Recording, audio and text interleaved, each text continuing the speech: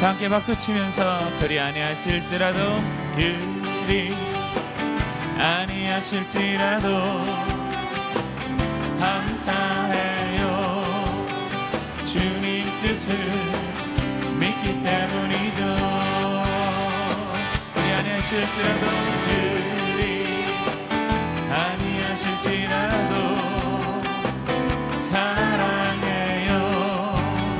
합력해서 선을 이루어요. 언제나 나를 향한 신실한 사랑, 우리를 향한 그 크신 사랑, 우리가 함께 높이며 주를 찬양해.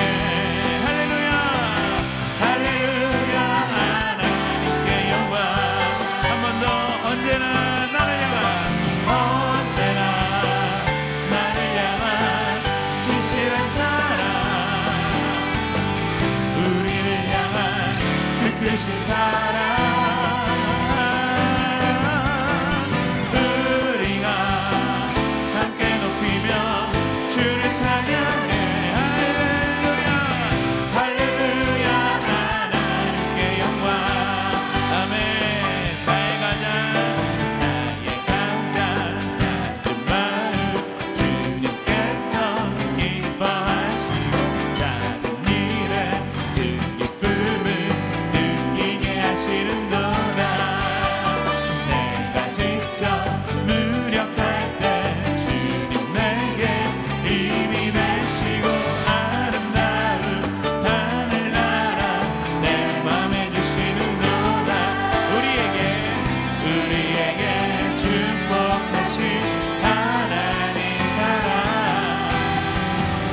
낮은 달을 높여주시고 아름다운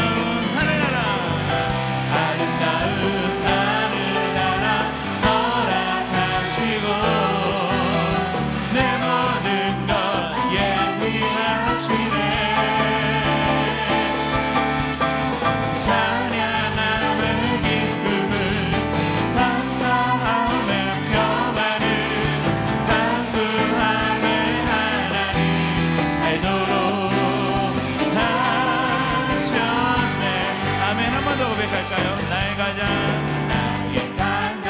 낮은 마음 주님께서 기뻐하시고 작은 일에 큰 기쁨을 느끼게 하시는도다. 내가 지쳐 무력할 때 주님 내게 힘이 되시고 아름다운 하늘나라 내 맘에 주시는도다.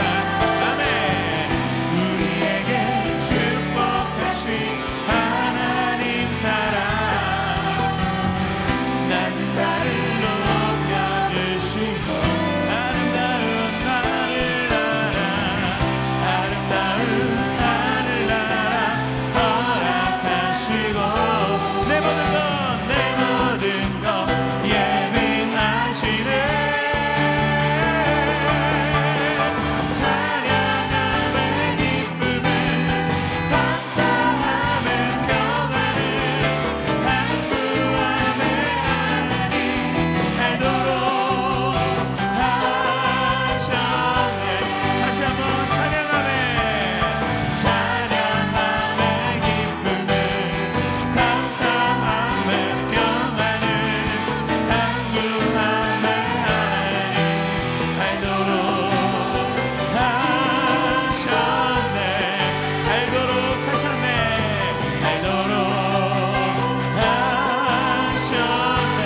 다시 한번 알도록 하셨네.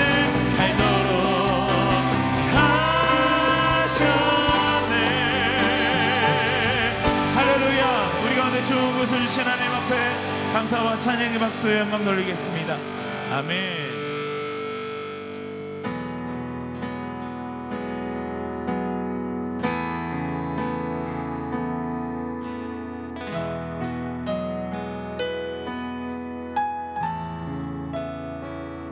주를 향한 나의 사랑을 주께 고백하게 하소서. 아름다운 주의 그늘 아래 살며 주를 보게 하소서. 주님의 말씀 선포될 때에 땅과 하늘 진동하리니 나의 사랑 고백하리라. 나의 구주 나의 친구.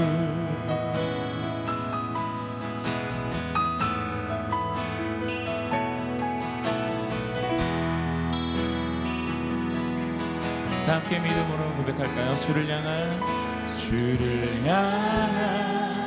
나의 사랑을 주께 고백하게 하소서. 아름다운 주의 그늘 아래 살며 주를 보게 하소서. 주님의 말씀 선포될 때에 땅과 하늘 진동하리니 나의 사랑 고백하리라. 나의 구주 나의 친구. 부드러운 주의 속삭임, 부드러운 주의 속삭임. 나의 이름을 부르시네.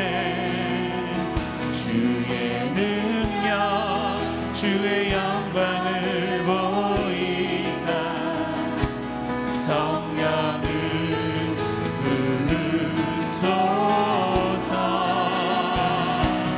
메마른 곳 거룩해 지도록 내가 주를 찾게 하소서. 나의 사랑 주께 드리리. 나의 구주 나의 한 번 더 고백해 볼까요? 부드러운 주의 속삭임, 부드러운 주의 속삭임. 나의 이름을 부르시네. 주의 능력 주의 영광을 보이사 성령을 부르소서.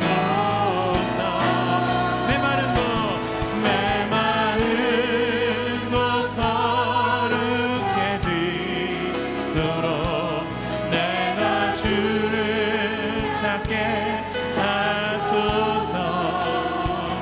나의 능력 주께 드리리. 나의 구주 나의 함께 목소리를 높여서 온 마음으로 주를 바라며 나의 사랑 고백하리라. 나를 향한 주님의 그 크신 사랑 간절히 알기 원해. 주의 은혜로 용서하시고 나를 자녀 삼아 주셨네. 나의 사랑 고백하리라. 나의 구주 나의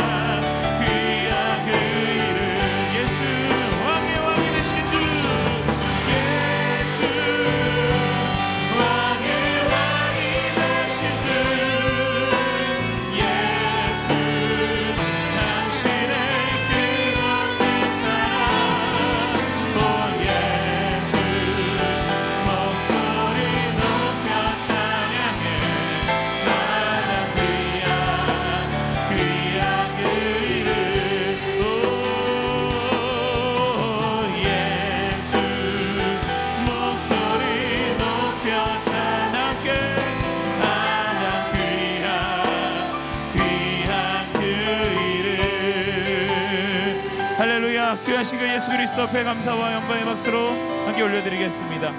아멘.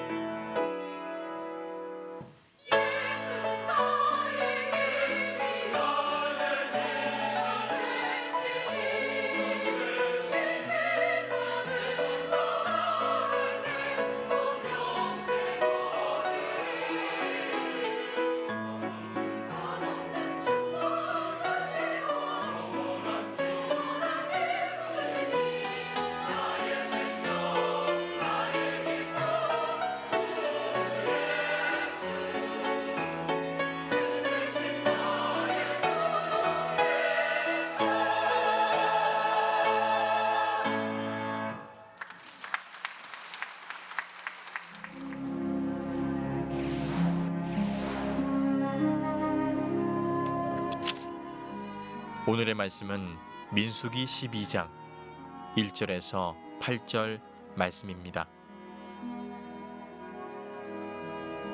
모세가 구스 여자를 취하였더니 그 구스 여자를 취하였으므로 미리암과 하론이 모세를 비방하니라. 그들이 이르되 여호와께서 모세와만 말씀하셨느냐 우리와도 말씀하지 아니하셨느냐 하매 여호와께서 이 말을 들으셨더라.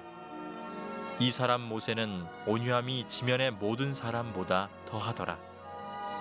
여호와께서 갑자기 모세와 아론과 미리암에게 이르시되 너희 세 사람은 회막으로 나아오라 하시니 그 세 사람이 나아가매 여호와께서 구름 기둥 가운데로부터 강림하사 장막문에 서시고 아론과 미리암을 부르시는지라 그 두 사람이 나아가매 이르시되 내 말을 들으라.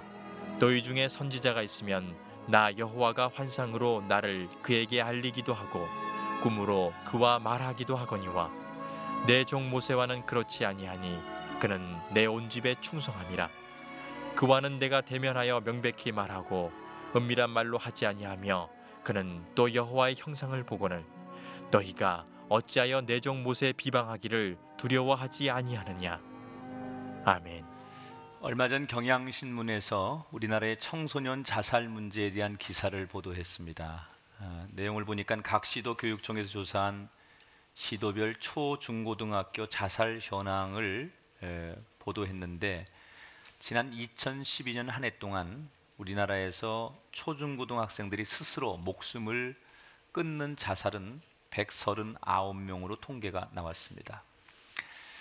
여러 가지 사건 사고는 빼고 스스로 목숨을 끊은 아이들이니까 적지 않은 수입니다. 근데 이 아이들이 자살을 하는 이유가 뭘까? 여러 가지 분석을 했는데 그 가운데 다양한 이유들 가운데 빼놓을 수 없는 공통점이 하나 있었습니다. 이 아이들이 누군가로부터 심한 스트레스를 받거나 누군가가 자신에 대해서 부정적인 평가를 하고 있다고 생각할 때 바로 그 상황에 아이들이 목숨을 끊었습니다. 자존감이 완전히 떨어지고 나를 부모나 또는 선생님이나 친구들이 부정적으로 나쁘게 또는 자기의 생각과 다르게 보고 있다는 시선을 두려워하는 학생들이 목숨을 끊는 것으로 통계에 나와 있습니다. 아이들의 문제만은 아닌 것 같습니다. 우리 모두는 세상을 살아가면서 다른 사람들의 평가에 굉장히 민감하게 반응을 합니다. 혹 나를 다른 사람들이 나쁜 눈으로 보는 건 아닐까? 나를 부정적으로 평가하는 건 아닐까? 그래서 사람들의 평가에 의해서 우리가 기분이 좋기도 하고 나쁘기도 합니다. 사실 우리가 살면서 누군가로부터 좋은 평가를 받고 좋은 이야기를 듣는 건 너무 좋은 일입니다. 그리고 또 우리 인생이 그리스도인으로서 좋은 평가를 받아야 되죠. 그런데 너무 사람들의 평가에 우리가 주목하고 사람들의 평가에 귀를 기울이다면 한 가지 오류에 빠질 가능성이 있습니다. 이 사람의 평가라는 것은 그때그때마다 달라요. 사람의 기준이라는 게 그때그때마다 달라요. 그래서 일관성이 없어요. 이 사람은 이렇게 평가하고 똑같은 사안을 이 사람은 이렇게 평가하기 때문에 이 사람의 기준이라는 게 정확하다라고 말할 수가 없는 단점. 그래서 우리는 사람의 평가도 한편으로는 주목을 해야 하지만 또 한편으로는 절대 변하지 않는 평가의 기준이 필요합니다. 그 기준이 뭐냐? 하나님이 나를 어떻게 보시는가? 여러분, 하나님의 평가의 기준은 언제나 동일하십니다. 오늘 우리가 읽은 말씀에 보면 모세가 등장합니다. 여러분, 모세는 참 이스라엘의 훌륭한 영웅이죠. 그런데 이 모세가 자기 일생의 일대에 몇 가지 큰 실수를 합니다. 아무리 훌륭하고 완벽한 리더십을 가지고 있어도 그에게 부족함이 있는데 그가 몇 가지 결정적인 실수를 하는데 그 중에 가장 치명적인 실수 하나를 오늘 본문 속에서 하게 됩니다. 지금까지 모세는 굉장히 좋은 평가를 받았던 사람이에요. 그런데 오늘 이 사건 때문에 모세가 아주 비판적인 평가를 받을 수밖에 없는 운명에 처하게 됩니다. 모세가 만난 사건은 어떤 데서부터 시작되느냐? 오늘 1절에 보니까 모세가 굿수 여자를 취하였더니 그 굿수 여자를 취하였으므로 미리암과 아론이 모세를 비방했다, 그렇게 나와요. 자, 지금 이스라엘 백성들을 데리고서 광야를 통과하는 그 가운데 모세가 어느 날 굿수 여자, 그러니까 아프리카의 이디오피아의 그 지역의 한 여인과 이방 여인과 결혼을 했다는 거예요. 그러니까 백성들이 충격을 받은 거예요. 아니, 우리의 지도자가 자기 부인도 있는데 나이가 지금 80이 넘어가지고 할아버지인데 말이야. 여자를 밝히고 말이야. 그것도 말이야. 까무잡잡한 아프리카 여자하고 말이야. 결혼을 했어. 그러니까 발칵 뒤집어진 거예요. 그래서 막 여론이 여기저기서 안 좋은 거예요. 막 비난하는 소리가 들려요. 그런데 그 비난을 주도하는 사람이 있는데 아주 공개적이고 가장 큰 목소리를 내는 사람이 있는데 그 사람들이 누구냐? 바로 자기의 친 누나인 미리암과 친형인 아론이 자기를 비난하고 비판하는데 제일 앞장을 서는 거예요.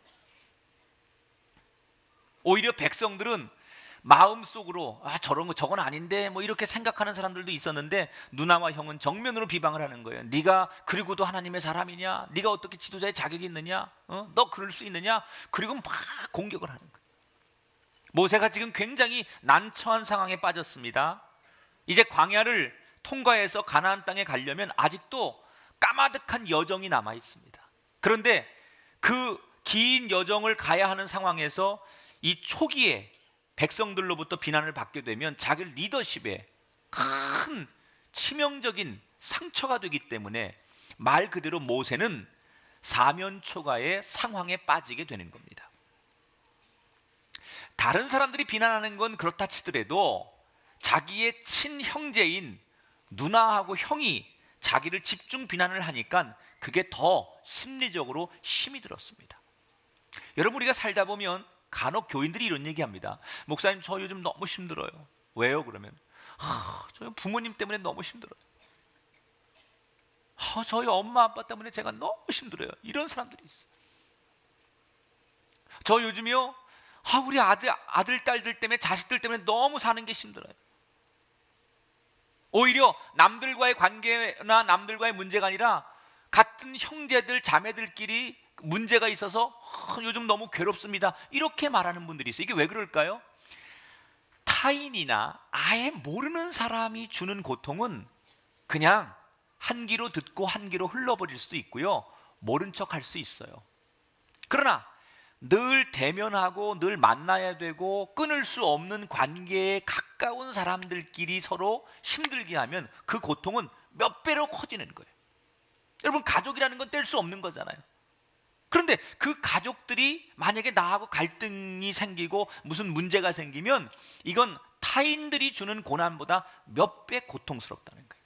얼마 전에 전남 여수경찰서에서 용돈을 주지 않는다는 이유로 딸의 집에 불을 지른 83살의 할머니에게 구속영장을 신청했어요.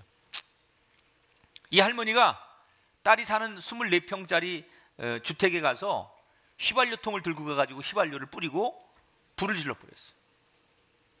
혹시 뭐 치매가 있으신 건가? 그래, 아니에요. 건강하신 분이에요.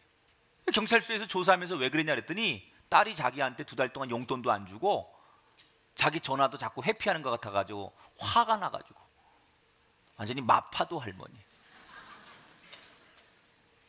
그래서 불을 질렀다는 거예요. 그리고 경찰서에 가서 우리 딸이 잘못한 거라고 말이야. 그리고 딸을 여전히 남들 앞에서 막 공격하고 욕을 하더라는 거예요. 여러분, 저는요, 우리 교인들을 위해 기도할 때 늘 이런 기도합니다. 하나님, 우리 꿈의 교회 성도들의 가정이 예수 안에서 친밀한 사랑이 있는 가정이 되기를 축복합니다. 혹시라도 가족들 간에 허물이 있으면 그것을 들춰내서 막 아프게 하는 가족들 되지 말게 하시고 허물을 덮어주고 가족 간에 사랑이 있는 그런 가정 되기를 바랍니다. 늘 이런 기도를 해요. 그 기도대로 되시길 주 이름으로 축원합니다. 하나님이 우리 가정을 주셨을 때는 가족이라는 것은 비난이 먼저 하는 곳이 아니에요. 가정은 비난이 앞서면 안 되고요, 서로가 축복하고 격려하는 관계가 먼저 돼야 돼요. 그게 하나님이 우리에게 가정을 주신 이유예요. 그런데 지금 모세가 바로 그 가족 구성원들에게 큰 어려움을 당하는 거예요. 누나하고 형이 모세를 비방하는 것은 나름대로 이유가 있습니다. 이 유대인들은요, 하나님이 우리 민족을 선택하셨다, 소위 선민의식, 이게 강한 사람들이에요.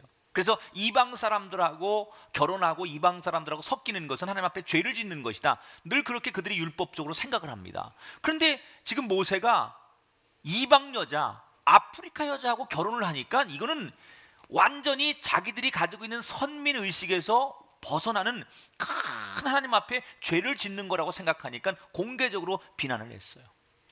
근데 여러분, 우리가 하나 알아야 될 게 있어요. 저는 우리 성도들이 말씀을 깊이 보고요, 좀 이제부터는 깊어지는 인생들이 됐으면 좋겠어요. 요즘은 우리가 모든 정보나 이런 것을요 너무 쉽게 얻다 보니까 사람들이 너무 얕아요. 그래서 표면적인 걸 가지고 마치 굉장히 문제가 있는 것처럼 막 얘기하는 것은 사람들이 깊이가 없는 거예요. 어떤 분들이 와가지고 뭐 이게 뭐 큰일이라고 그래서 왜 어디서 그런 정보를 얻었냐 그랬더니 인터넷에 이런 동영상이 떠다니는데 보니까 이게 큰 문제라고. 여러분, 겨우 인터넷에 떠도는 출처가 분명한 동영상 하나를 보고 이게 뭐가 잘못됐다 말하는 건 너무나 가벼운 거예요. 깊이 보세요. 말씀을 깊이 보고요, 그 사상을 깊이 봤을 때 그때 정말 우리가 어떤 것이 옳은지 그른지를 판단할 수 있어야죠. 남들이 말하는 거 하나 얘기 듣고 남들이 올려놓은 그런 어떤 막 조잡스럽게 만드는 동영상 하나 보고서 이게 어떻다 저게 어떻다 말하는 것은 우리가 너무 경솔하다는 거예요. 이단들이 그런 거 하는 거 아닙니까? 여기서 요 말씀 하나 딱 꺼내놓고 여기서 요 말씀 하나 딱 꺼내놔가지고 자기들끼리 인위적으로 막 조작을 해요. 그거 봐라, 우리가 주장하는 논리와 교리가 이런 거다 해서 막 말씀을 자기들 마음대로 조합해가지고 딱 놓고 사람들을 속이는 거예요. 여러분, 사기치면 사람들이, 순수한 사람들은 그 사기에 넘어가요. 진짠가? 그리고 막 거기다 투자도 하고 그거 사기도 하죠. 그래서 사기예요. 사기도 해서 사기야. 똑같아요. 깊이가 없으면요, 표면적인 거에 사람들이 다 넘어가는 거예요. 이 지금 미리암과 아론이 모세를 비방하는 게 하나님을 위해서 그러는 것 같지만 사실은요, 이들은 숨은 의도가 있어요. 여러분, 하나님이 이스라엘만 사랑합니까? 아닙니다. 하나님은 모든 열방을 다 사랑하세요. 하나님이 이스라엘 민족에게 이방 사람들하고 접촉하면 안 된다 그러지 않았어요. 대표적으로 여러분, 이방 여인 룻이 하나님의 백성과 결혼하는 것을 하나님이 막지 않습니다. 이 룻이 보아스와 결혼을 하죠. 그리고 다윗의 가문을 이루고 그 가문을 통해서 예수님이 태어나요. 그들이 말하는 대로 자기들의 혈통에서 예수님이 나오는 게 아니라 이방 여인을 통해서 다윗의 가문이 만들어지고 예수님이 탄생하는 거예요. 하나님은 우리 교회만 사랑하지 않아요. 믿으십니까? 하나님은 우리 교단만 사랑하지 않아요. 하나님이 우리나라 교회만 사랑하는 거 아니에요. 깨지셔야 돼요. 하나님은 모든 교회를 사랑하세요. 하나님이 이 땅의 모든 열방을 사랑하세요. 지금도 하나님을 몰라 등져 있는 사람까지도 하나님은 여전히 사랑하는 마음이 있기 때문에 기다려주시는 거고, 그들이 돌아오기를 바라고 그들에게 복음이 전해지기를 기다리시는 거예요. 사랑의 마음이 있기 때문에. 우리들만 하나님이 사랑하신다고 생각하면 안 돼요. 우리 교회만 사랑하기 때문에 우리만 최고다라고 생각하는 것은 하나님의 뜻을 왜곡하는 거라는 거예요. 이 미리암과 아론은 진짜 자기들의 모세를 비방하는 이유가 있었어요. 그게 뭐냐? 모세에게 열등감을 느끼는 거예요. 이 누나 미리암이 하는 일이 선지자예요. 여자 선지자.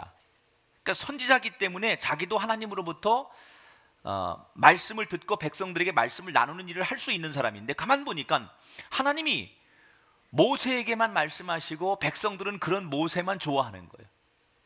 자기도 선지자인데 왜 자기는 사랑해주지 않고 자기는 이런 역할을 맡기지 않고 모세만 인기를 얻고 사랑을 힘입는가? 이런 분노, 시기, 질투, 이런 것들이 자리를 잡으면서 자기의 동생이 성공하고 잘 되는 것을 은근히 시기하고 질투하면서 모세를 비난하기 시작하는 거예요. 그게 성경에 나와요. 2절에 보면 그들이 이르되 여호와께서 모세와만 말씀하셨느냐? 우리와도 말씀하지 아니하셨느냐? 하니라. 너만 지도자냐 이거예요. 나도 할 수 있다 이거예요. 여러분, 가끔이 우리가 막 비난할 때 하는 얘기 가운데 하나, 야, 저 정도면 나도 할 수 있어. 야, 대통령 나도 할 수 있어. 저런 거면 나도 못해요, 여러분.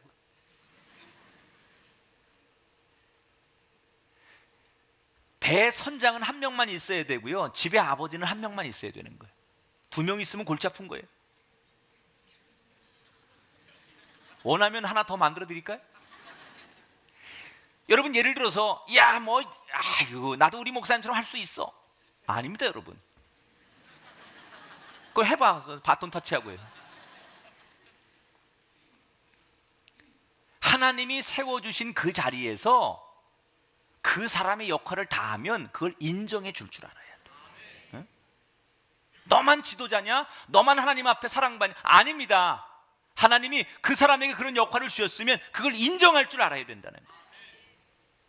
근데 1절에 보면 막 모세를 비방하다 이렇게 나오는데, 이 비방하다라는 그 단어를 보면 동사가 원문에 여성형으로 쓰여 있어요.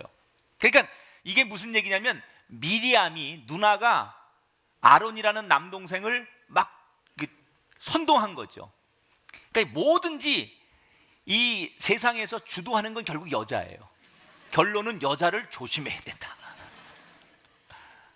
미리암이, 사실은 아론이 막 자기 동생 모세를 비난하는 게 아니라, 미리암이 야 이러면 안 되지 않아? 그래가지고 막 동생까지 끌어들여가지고 모세를 같이 공격하게 하는 거예요.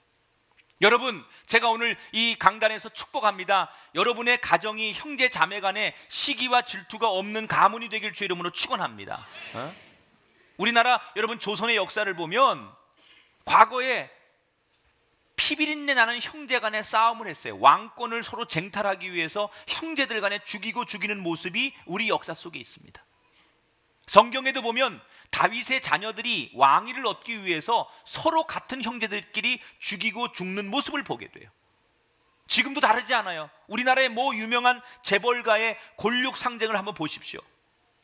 아버지가 물려준 그 유산이 내가 더 받아야 된다, 내가 당신이 더 받아야 된다, 이런 것 때문에 재판을 했잖아요. 그래서 온 국민이 다 알아요.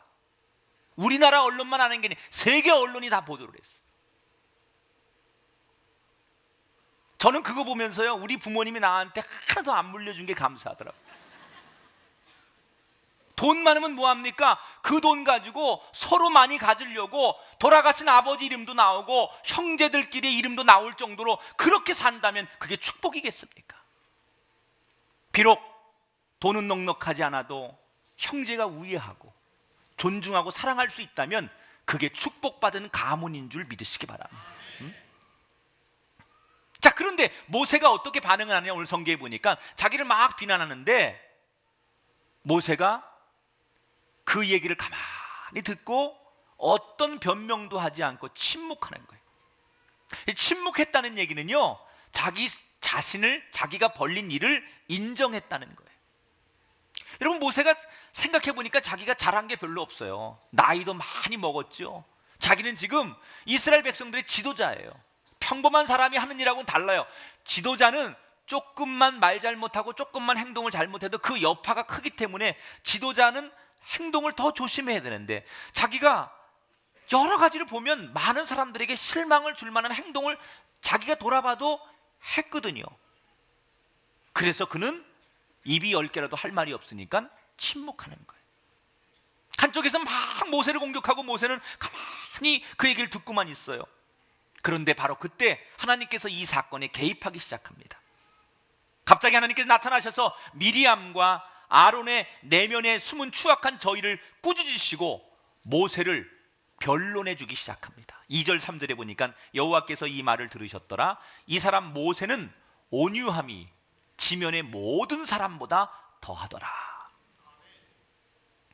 하나님이 쉽게 얘기하면 모세의 편을 들어주신 거예요. 세상 사람들 모두가 모세 보고 나쁘다고 그러고 자격 없다고 하는데 하나님 뭐라고 하느냐? 그만해라. 내가 사랑하는 모세 누구보다도 온유한 사람이니 그러지 말아라 라고 모세 편을 들어주셨어요. 모든 사람들이 지금 모세 편은 한 명도 없어요. 그런데 하나님만 모세 편을 들어주셨어요. 여러분, 이게 기독교의 진리예요. 이걸 뭐라고 하는 줄 알아요? 은혜라고 하는 거예요. 은혜. 은혜예요. 내가 자격이 있어서 이 자리에 나온 게 아니에요. 내가 자격이 있어서 하나님 앞에 지금 서는 게 아니에요. 하나님이 전적으로 우리에게 은혜를 베푸셨기 때문에 저와 여러분이 이 자리에 나올 수 있었던 거예요. 그러니까 우리가 하나님 앞에 나가는 것은 우리의 의가 아니에요. 우리의 노력이 아니에요. 하나님의 은혜예요.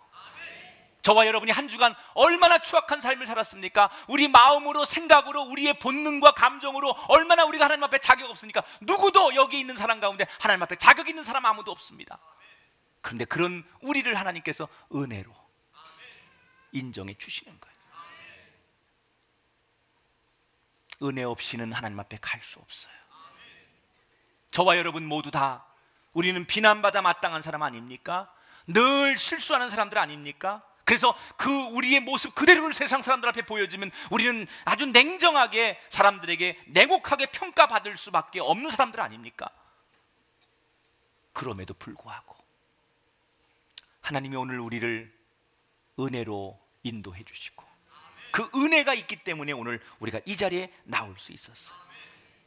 세상 사람들이 혹시 여러분을 아주 힘들게 하고 냉혹하게 평가할지라도 여러분 하나님의 은혜를 구하시고 하나님의 그 은혜의 눈으로 여러분이 다시 한번 이 자리에 설 수 있게 되기를 주의 이름으로 축원합니다. 찬양 한 곡 같이 부를까요? 은혜로만 들어가네.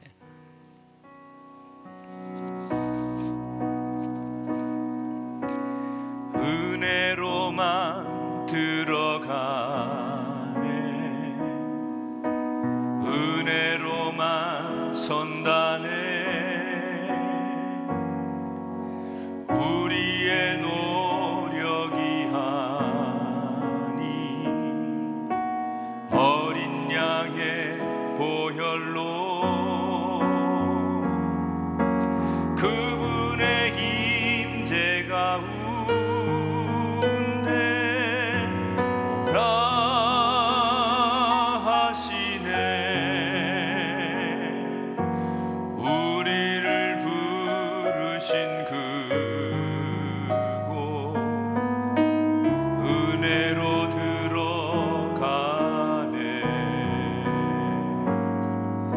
주님의 그 은혜 은혜로만 들어가네. 은혜로만 선다네. 우리의 노력이 아닌 우리의 노력이 아니 어린 양의 보혈로 그분의 임재 가운데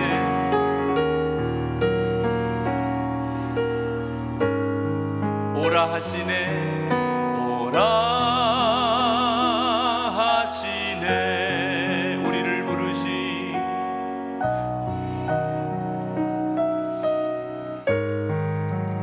은혜로 들어가네. 주님의 그 은혜 주님의 그 은혜. 아멘. 우리가 날마다 그분의 은혜 앞에 설 수 있게 되길 주의 이름으로 축원합니다. 세상 사람들은 우리를 아주 냉혹하게 부정적으로 볼지라도 하나님의 안목은 우리를 긍정적으로 보신다는 것. 그래서 우리가 세상 사람들의 평가에 너무 좌절하고 너무 상처받고 세상 사람들이 나한테 악플다는 것 때문에 너무 내가 괴로워하지 말라는 거예요. 하나님이 나를 어떻게 보시는가가 더 중요하다는 거예요. 사실 모세는요, 내가 보기에도 온유한 사람은 아니에요. 솔직히 모세가 뭐가 온유해? 모세는요 아주 혈기가 있는 사람입니다. 다혈질이에요. 다혈질. 대표적으로 모세가요 애굽의 왕자였을 때 애굽 사람들이 자기 동족을 괴롭힌다는 이유로 지나가다 그걸 보고서요 그 분노를 못 이겨가지고 쳐 죽인 사람이 모세예요. 못 참아요. 뭐가 한번 욱 하고 일어나면 그냥 뒤집고 뭐 그 자리에서 그냥 눈이 확 뒤집히고 뭐가 한번 올라오면 이게 통제가 안 되는 사람, 그만큼 혈기가 있던 사람이에요. 그뿐입니까? 하나님께서 아로 새겨주신 소중한 십계명을 새긴 그 돌판을 가지고 내려오다가 산 밑에서 백성들이 금송아지를 만들어 놓고 우상을 섬기는 걸 보고서 갑자기 화가 나가지고 거기서 분노가 일어나니까 그 십계명 돌판으로 송아지 우상을 탁 내려쳐서 돌판을 깨뜨렸던 완전히 다혈질의 사람. 이스라엘 백성들이 광야에서 물이 없다고 자꾸 원망하고 불평하니까 자기 스스로 화가 나가지고 반석을 2번이나 혈기로 내려쳤던 사람. 이 보통 상남자가 아니에요. 막 이러고 막 그냥 어쩔 줄 몰라하는 사람. 그런데 아무리 봐도 온유함이 없는 사람인데 하나님은 모세를 온유한 사람이라고 그랬어요. 왜 그랬을까요? 우리가 볼 때는 모세는 온유한 사람 아닌데 왜 하나님은 온유한 사람이라고 할까요? 요즘 국제적인 인물 가운데 아주 굉장히 양극단적인 평가를 받는 사람 하나를 꼽으라고 하면 일본의 아베 신조 총리를 꼽을 수 있습니다. 일본 사람들은 이 아베 신조 총리를 굉장히 높이 평가합니다. 심지어 아베노믹스라는 신조어까지 만들어내며 죽어가는 일본 경제를 일으켜 세웠다고 평가를 하고, 지금 일본의 증시를 치솟게 만들고 국제적으로 2020년 도쿄 올림픽까지 유치하면서 일본 내에서는 완전히 아베 신드롬을 일으키고 있습니다. 그런데 이 아베를 보는 눈이 일본에서는 그런데 국제적으로 나가서 아베를 평가해 보면 전혀 정반대의 평가가 나와요. 자국의 이익을 위해서는 부도덕성을 감추고 보이는 곳에서 뭐 인권을 운운하면서도 실제적인 측면에서는 우리나라를 비롯한 이 아시아의 과거 정신대 문제도 사과하지 않고 원전 방사능 오염 수준도 과장 축소하는 등 아주 이중적인 모습을 보이고 있어요. 최근에 이 아베 신조에 대해서 세계 유수한 언론들이 보도를 했는데, 대표적으로 영국의 파이낸셜 타임스나 미국의 월스트리트 저널이라든지 워싱턴 포스트, 이런 언론들이 아베를 어떻게 평가했느냐? 극단적 극우주의의 식상한 쇼를 멈춰라 라고 평가절하를 했어요. 똑같은 아베 신조인데 누가 어디서 보느냐에 따라서 평가가 달라진다는 거예요. 여러분, 모세를 바라보는 눈이 지금 자기 형제들을 비롯해 백성들은 아주 부정적인 평가를 하고 혹평을 합니다. 그런데 하나님의 평가가 전혀 달랐어요. 왜일까요? 자, 하나님이 온유하다, 모세는. 내가 사랑하는 이 모세는 온유한 사람이다 그랬어요. 이 온유라는 말은 히브리어로 아나바라는 얘기예요. 아나바. 이 아나바라는 뜻은요, 자기 스스로가 허리를 굽히고 절을 하고 낮아진다, 이런 뜻을 가지고 있어요. 쉽게 말하면 뭔가 보상을 바라고 남들이 시켜서 강제적으로 하는 게 아니고 내가 원해서 내가 스스로 낮아지고 내가 스스로 굽히는 것, 이것을 온유라고 해요. 우리가 쓰는 용어 가운데 겸손이라는 말하고 온유라고 하는 말이 구분될 필요가 있는데, 겸손은 사람 앞에서만 쓰여지는 덕목이라면 온유라는 것은 하나님 앞에서 쓰여지는 소중한 덕목이에요. 우리가 사람들 앞에서는 네가 아무리 이게 잘 될수록 벼가 익을수록 고개를 숙여야 돼. 그래서 인사도 잘하고 더 겸손해. 그럼 우리가 사람들을 의식해서 그리고 겸손하게 하죠. 그것도 겸손이에요. 사람들 앞에서 우리가 누구 때문에 의식해서 하는 행동을 겸손이라고 해요. 그런데 온유는 뭐예요? 아니에요. 사람들이 시켜서가 아니라, 뭘 의식해서가 아니라 내 스스로, 내가 이렇게 살면 안 되지, 이게 하나님의 은혜인데 내가 그럴 수 없지, 그래서 내 스스로 내가 하나님 앞에 나를 낮추는 거예요. 뭔가 보상을 바라고 사람들의 평가를 기대하고 하는 게 아니라는 거예요. 세상에서는요, 겸손한 사람도 훌륭하다고 말해요. 그러나 그리스도인의 삶은 겸손을 넘어 온유의 사람이 돼야 돼요. 뭔가 보상을 바라고 평가를 기대하고 겸손한 것도 훌륭한 거지만 그게 아니라 내 스스로 내가 하나님 앞에 나를 낮추는 사람, 그래서 하나님은 온유한 사람을 쓰시는 거예요. 우리의 인생이 겸손을 넘어 온유의 사람이 되기를 주의 이름으로 축원합니다. 사람들 앞에서는 실수투성이 다혈질의 모세였는지 모르지만 하나님 앞에서 그는 온유한 사람이었어요. 여러분, 모세가 많은 기적을 행합니다. 그런데 한 번도 자기 능력을 자기가 행했다고 생각하지 않아요. 언제나 자기가 만든 그 기적 속에 하나님이 하신 겁니다. 이렇게 정확하게 못을 박아요. 사실 모세가요, 변명할 수 있을 게 있어요. 그리고 역공을 취할 수 있어요. 심리적으로. 모세는 지금 굉장한 권위를 가지고 있어요. 그래서 자기 권위를 가지고 자기를 비방하는 백성들에게 하나님의 이름으로 말하니 비방하지 말아라, 비난하지 말아라, 이렇게 누를 수도 있어요. 권력을 가지고. 또 미리암이나 자기 형 아론을 향해서 까짓것, 우리 같으면 그럴 것 같아요. 아니, 형하고 누나는 잘못한 거 없어요? 옛날에 금송아지 그걸 하나님 대신에 섬기자고 선동해가지고 금송아지 우상을 섬길 때 주역했던 게 형하고 누나 아니야?